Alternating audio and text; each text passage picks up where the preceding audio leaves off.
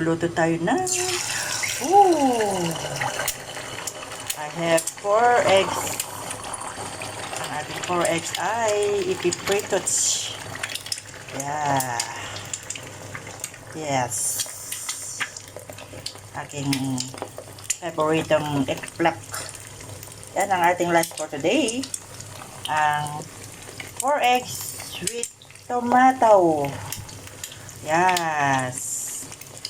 Aking 4 egg with tomato ay nabitak yung isa at yung tatlo ay napakagandang ganda siyang ang ganda niya. Yan ang ating ulam for today. Ang paborito kong bitlog.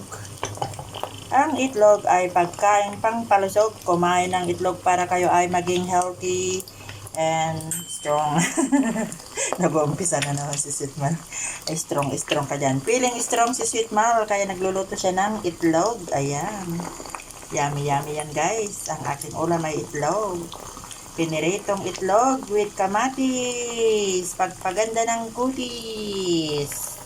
Ayan na guys, lutuin na. Baliktarin natin na si bitlog. Ang ating flip-top na petlog. Wow!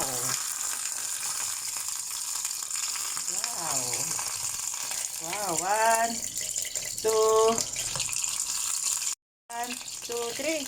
Wow! OMG, leche plant. Leche etlog. Ayan, yung ating leche plant na betlog ang ating ulam.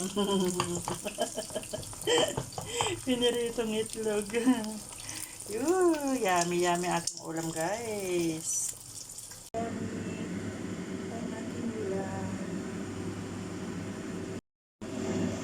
Bakit naman nagkakaganyan ang aking video?